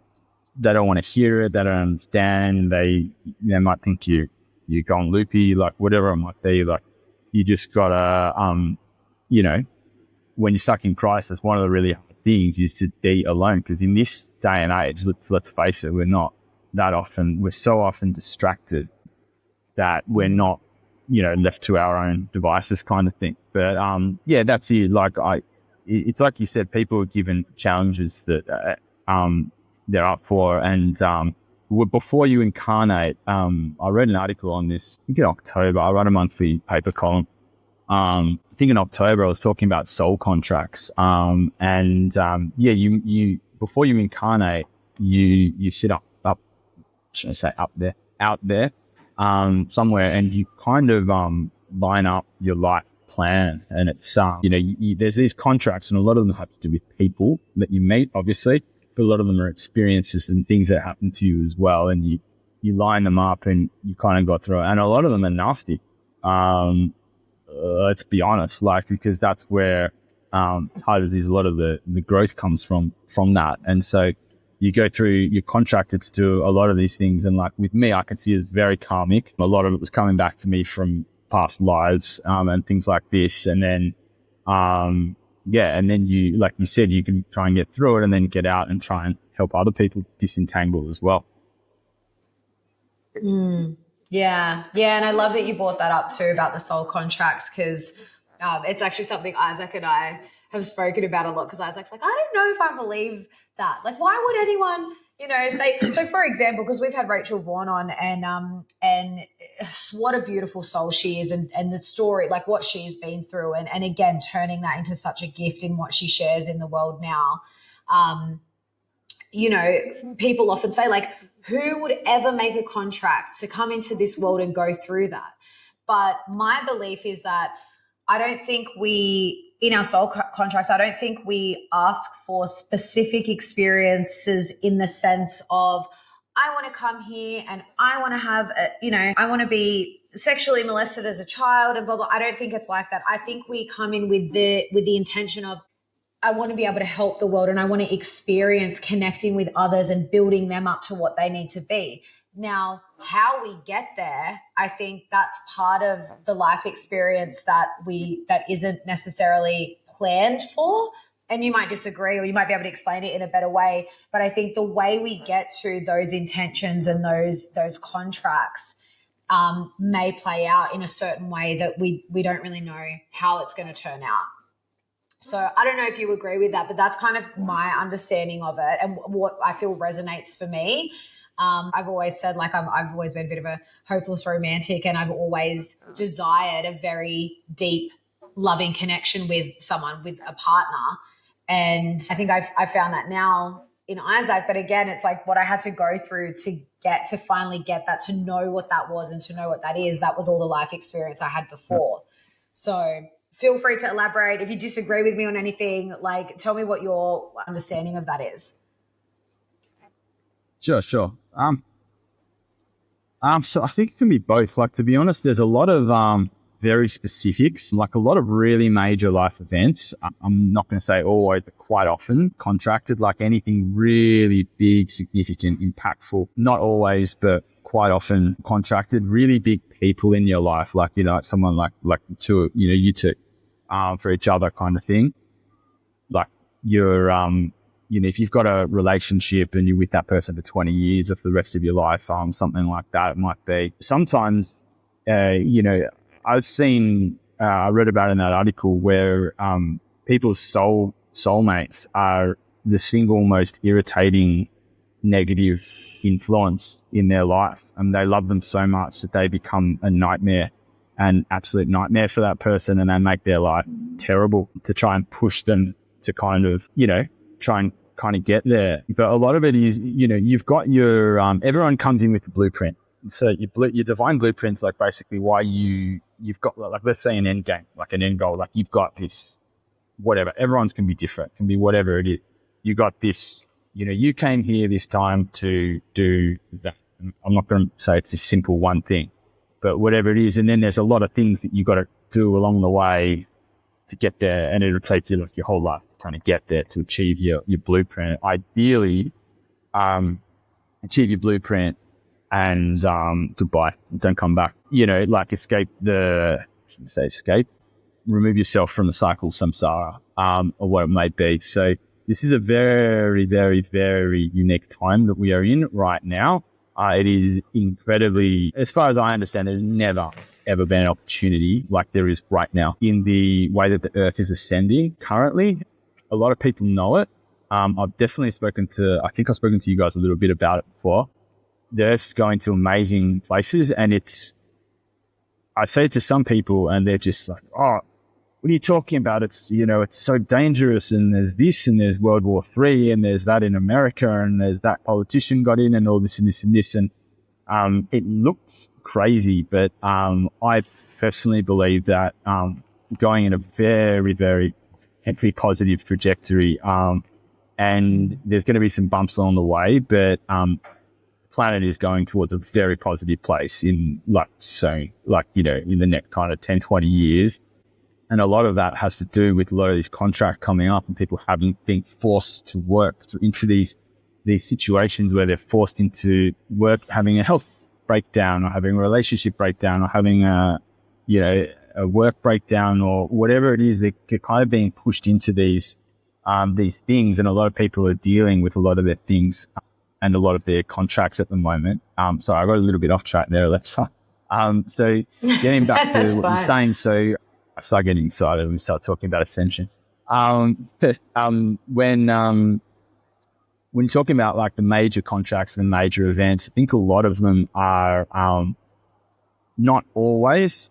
I'll say sometimes they're karmic as well. They can be quite karmic, whereas like you've done something and then you come around, learn your lesson, heal from it, help others, etc. But a lot of these things that can be really, really hard to see. Like I've looked through a lot of this stuff the last 8 years. I've looked at a lot of my past lives. Some of them were really nasty. I'm not gonna lie, they were really hard to look at. I was like, oh man, I was a real prick.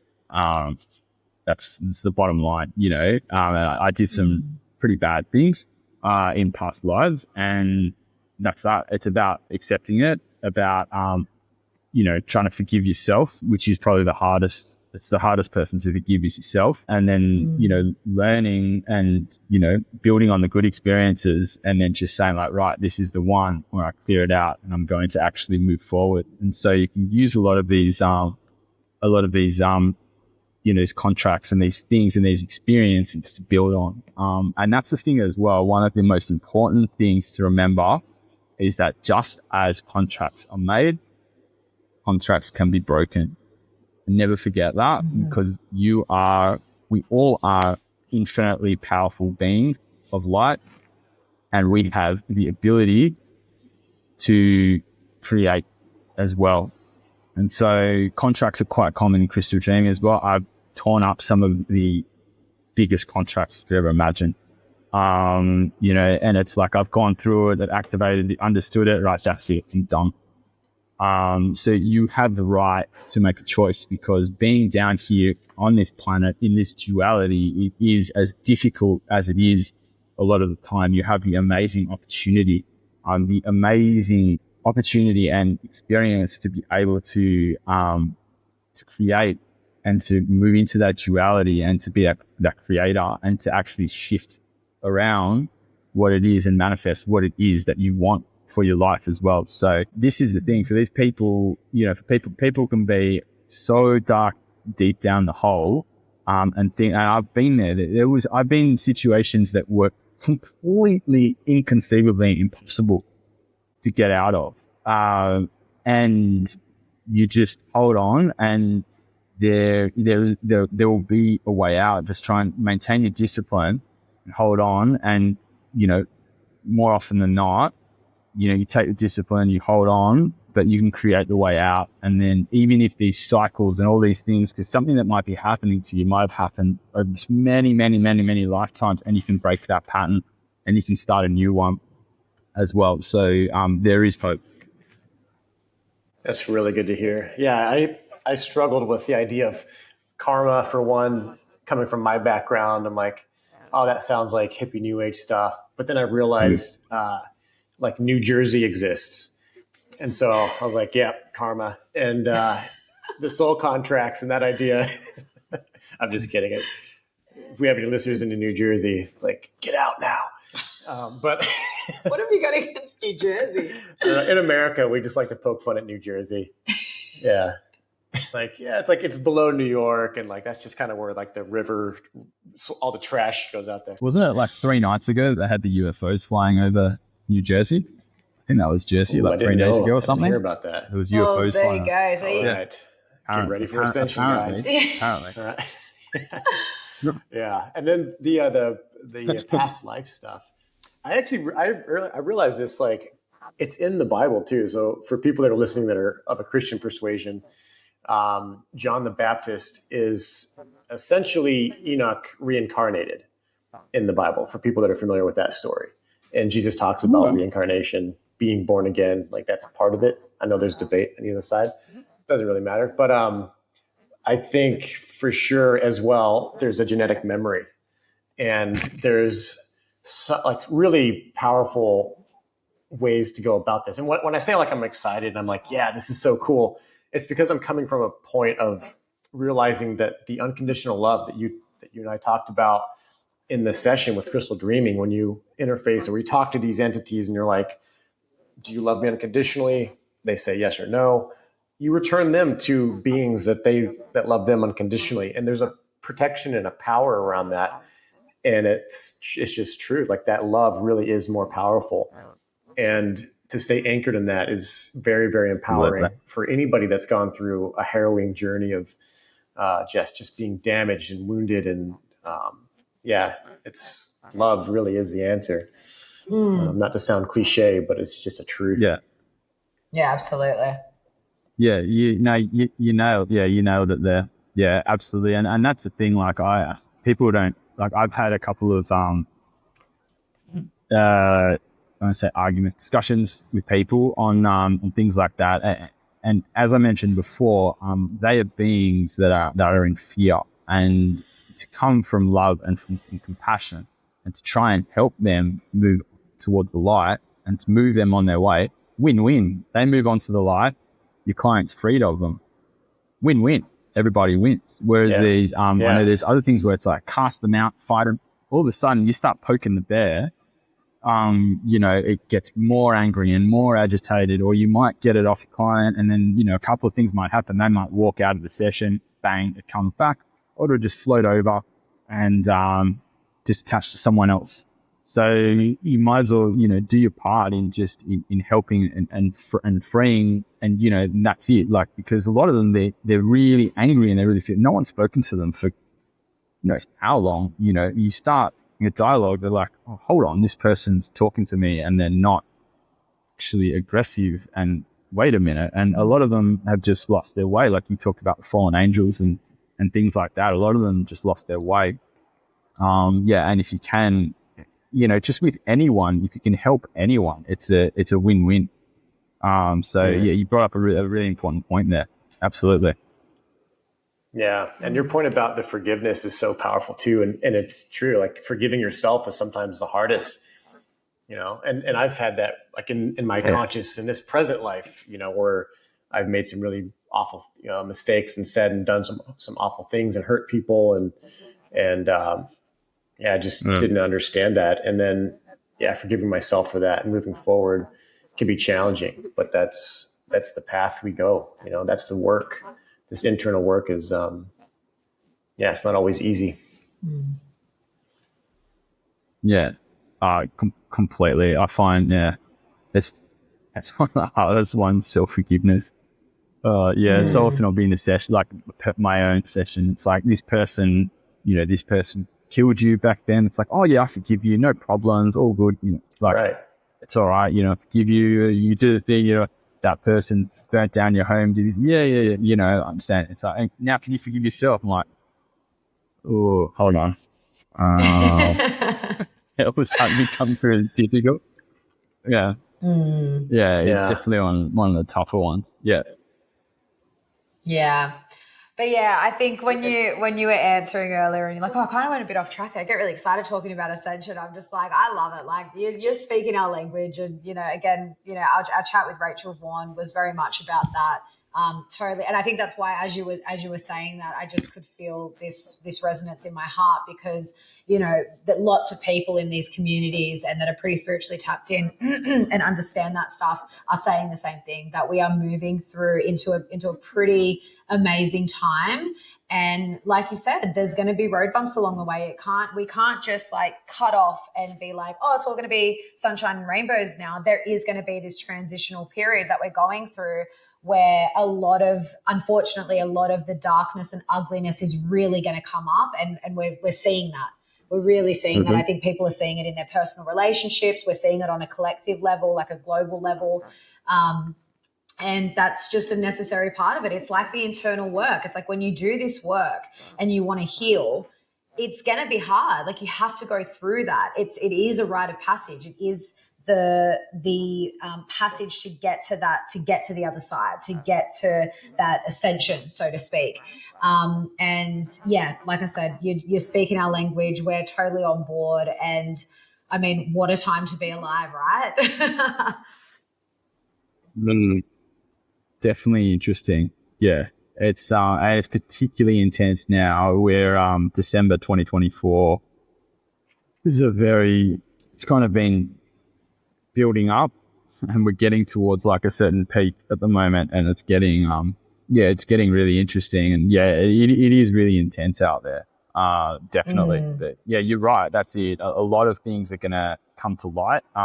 Some of them are gonna be very difficult to look at. And, you know, it's just the way it is. And, you know, over time, I think we're going to come to a big realization of, you know, of what we've all done. And I mean, this is the thing, like a lot of us, not everyone, but a lot of us contributed things over thousands of years, you know, and they'll, you know, like I said before, like I've done a lot of really nasty things. I've done some really good things in the past as well. And it's like, all right, well, what can I do now? And how can I just clear this up, clear up the karma, and just, you know, in my own way, just try and whatever you can, just try and help the planet move forward, basically. And that's one of the best things. You know, you don't have to be some huge, you know, superstar. You're saving thousands and thousands of people. You just like, you know, people are just important. And it's, you know, just walking down the street and being kind to people, and, you know, just being loving and charitable, and just going about your work and going about your day, and, you know, bringing up your family, right, and just helping people where you can. Like we're all playing our part. We're all contracted to play our certain parts as well. And it's all, I know it looks really, depending what you look at, it can look very murky and catastrophic at the moment. However, it's I believe it's really heading in the right direction, and there's some really good things coming. So yeah. 100%. Well, thank you so much for joining us, Daryl. I love this conversation. We talk about spirituality a lot on this podcast, but from many different aspects. And I think this is a really important conversation to have, and very important for people to hear, you know, someone like you and your story and the work that you're doing now. And, you know, again, we also do it from the perspective, like with how Isaac grew up, that, you know, he likes to bring in the Christian aspect, because there are some people that, you know, spirituality is so individual and we come to it in very different ways. Some people it's through religion. Some people it's a way more personal experience. And we want people from all walks of life to be open to these kinds of conversations, and being able to make their own mind up about these particular topics. So thank you so much for coming on. And for anyone that wants to look you up and work with you, do you work with people online at all, or is it just in person? Not at the moment. So at the moment, crystal dreaming sessions are in person. With counselling, I can't remember if I mentioned at the start, I'm a certified counsellor as well. I can speak to people remotely by counselling, but crystal dreaming in person. But if anyone wants to get in touch, it's crystallineclarity.com.au. So crystal line, so 2 L's. And then there's some more info on what we've spoken about today. And any questions, just send me an email or give me a call. And and thanks for having me, guys, and thanks for doing what you do. It's really important to get the information out there, and shows like this are awesome. It's the best way to do it and to spread it. So thank you, and thanks for having me. Yeah. Absolutely. Thank you. And we'll have all your we'll put that your link to the website in the show notes, so people can easily get in touch with you. Right. Well, Great. Good chat, brother. We'll catch you around the block here and probably see you at the markets. Yeah. Yeah, it's good. Wow. What do you think? That was I honestly, guys, I was not kidding. I felt sick, like at times when Daryl was telling his story, like when people were taking him out when he was in this altered state and like telling him certain things, like I felt physically sick. I feel sick just thinking about it now. Yeah. Yeah. It's very dangerous, very, very dangerous what these people are doing. Yeah. And, there's a part of me that's like, well, if you had the right people and let's say you do, because you're in a highly suggestible state, as you said, and like, well, you could probably hack that and use it for good, but it's really not necessary to do it that way if you want to unleash your true potential. You don't need ayahuasca for it, in my opinion. I know plenty of people that have done it and have gone on to, lead normal lives and have good things happen to them and all that. But yeah, it's just the risk benefit analysis is like, yeah, well, and I think it's an important point to make because even if you're in the right environment, you don't know what's going to come up for you. And I think, again, this is why like inner healing is so important. I think it's a really important point to make that, to do your healing and your inner work, especially if you've got any pretty significant childhood trauma, it's so important to deal with that stuff. I think, just in general anyway, but especially if you're going to go and do something like this, like even if you're in the quote unquote right environment and you've got the right people there facilitating and whatever, you don't know what's going to come up for you. And I think that's one of the things that always kind of scared me when I was younger in terms of psychedelics. And I didn't even know what ayahuasca was back then, but even just with like acid and like those more, mushrooms and those more trippy drugs, like, cause I suffered with depression for like all through my teen years, it scared the shit out of me because I didn't know what would come up for me when I was in that state. So I just like always steered clear and thank God, because honestly, like, I wouldn't be surprised if I went into a full-blown psychosis from doing drugs like that. So I think it's just something to be mindful of. And and again, with any, because this, like when I shared my cousin's experience, this can happen with heavy marijuana use. And a lot of people, especially up our ways, it's just a plant. And, like you said, these plants have their own consciousness and we don't always know what that consciousness entails. Yeah. In the altered states, they can be unpredictable. What you feel in your body might be one thing, like you might feel really good. And I think that can be misleading because, and this is just my personal experience, but I remember maybe the second time I didn't do a heavy mushroom dose, but it was microdosing and I went a little bit beyond microdosing, just a little bit to where I could feel the sensations in my body a bit. But I got a very obvious sense that this thing is alive and, you can't argue with that. Mushrooms are alive, but it has its own spirit and the spirit was mischievous and a little bit freaky. Like it was like, yeah, let's like strip naked and go run in the woods. It was like the things that you feel like doing on it. I'm like, yeah, like it's fun. It can be harmless. But you're stepping into something that it can be a little unpredictable and might have, repercussions that might be benign or, someone might have photos on you afterwards of, blackmail of you holding a pumpkin without a shirt on and looking sultrily into a camera. It's a true story, guys. Except you willingly sent the photos over it. Now I've got that over. Yeah, and it's okay to be silly and have fun and all this stuff, but it's like it really is important to keep our faculties about us and not be sober and boring and dumb all the time. But you really, like, I remember growing up, we grew up super Christian, whatever, no drugs, and it was just kind of talked about like, I don't need alcohol to have a good time, and it was kind of from a place of truth. I think some of it was a little bit of like, just keeping kids in line and trying to make it sound fun to not get drunk. Getting drunk can be fun, but we do really have a lot of fun without drugs or alcohol, and we enjoy life. We don't feel like we're missing out on anything. We have had so many instances of spiritual advancement and rebirth and healing and all this stuff using things like Psych K, emotion code, these other, even just sitting in meditation or. Well, when you've worked with Daryl, you had a session with Daryl, and Yeah. I've had like energetic clearings and things like that. And yeah, you can do all this stuff completely sober. It's entirely possible. And I would argue, and again, I don't have experience using plant medicines in a either ceremonially or in a therapeutic space, because now they're doing that with marijuana, with or like cannabis, MDMA. There's another one that they're now using. Yeah. And I don't have anything against that. Ketamine therapy.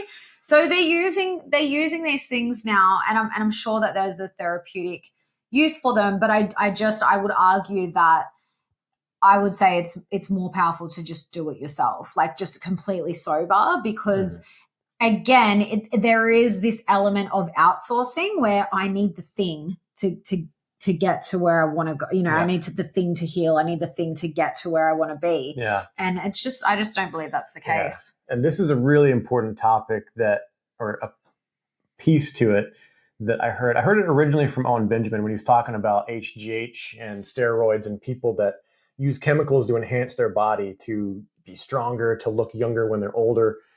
And he brought up the term, I think he coined the term biological usury. Usury is debt. And it's the same thing as using a credit card and getting what you want now, even though you don't have the money for it. I think it's a similar principle with these psychedelics where, yes, you can tap in, you can get, some kind of spiritual advancement or something can happen, but it's like using a credit card. That's such a good way to put it, because I think there's like an energetic exchange where, you've almost got to give something up to use that certain thing. It's a really good point to make. Yeah, it can be Faustian. And the next thing you know, you're freaking growing your hair out, changing your name to, Sierra or whatever. Yeah, and I think too, like just in this day and age, like we're coming into this more of an understanding of the realm that we live in and how everything's energy. But I see that as like we're really just at our infancy with that. And so again, I just think when we're dealing with these different realms and energy and spirit and all these things, we don't 100% know what we're dealing with most of the time. Yes, there are exceptions to that. There are people that are super tapped in. There are people that have been doing this stuff for years. But for the average person, I would say we don't always know what we're dealing with. So I would always err on the side of caution with this stuff. Yeah. And I don't know. Like, I think I'm kind of, I don't know what the word is. I don't know if it's jaded or whatever, but I've known people that have done a numerous amount of ayahuasca ceremonies and their personality is still shit. Like, they're still have blinders. They still have the same kind of, behavioral patterns that cause problems in relationships and have trouble, communicating or whatever the issue is. It's like, it doesn't solve your problems. It doesn't solve all of them. Yeah. And I would say, in my experience from the people that I've known, it actually brings some problems that you didn't have before. Yeah. But it's just very interesting too with what Daryl said about how it, like this spirit was kind of, he felt gagged. And it's really, that just like, I was like, wow, I actually don't think I've ever met someone that's done it and not said that they had a good experience. Yeah. And that's what's really interesting, because like the people that I know that have been pretty damaged by this stuff, they don't ever speak badly of their experiences. However, they can't get in relationships. They're very stuck in their life. They're very unable to move forward. So it's just really interesting to witness it like from the other side. But then there's this part of like where they can't speak ill of the plant. It makes sense, because the way he talked about it being bound by it, like wrapped around his spine, it is vines are binding. Yeah. Very cool. Interesting. Tarzan swings from them. But beyond that, it's like, I don't want a vine energetically wrapped around any part of me. Yeah. I was going to say, it's like, you don't want Tarzan on your back, like the monkey on your back. You don't want Tarzan swinging around the vine on your back. Oh, God. Yeah. But anyways, if you have any different experiences, I'm open to hearing it. You can leave a comment in the comment section, share this, open this up, and I'm open for debate. I don't know enough to debate anyone, but I want to hear countering opinions, because if there was a massive turnaround for you or someone you know, that's cool. And if there is something where you're just like, yeah, I had this crazy experience and I don't know how to talk about it because everyone else says it's great. I want to hear those too, because absolutely, it's important to give that a voice as well. Yeah, totally. Well, we hope you enjoyed the episode, and we will catch you on the next one. Yep. See you later. Bye, guys.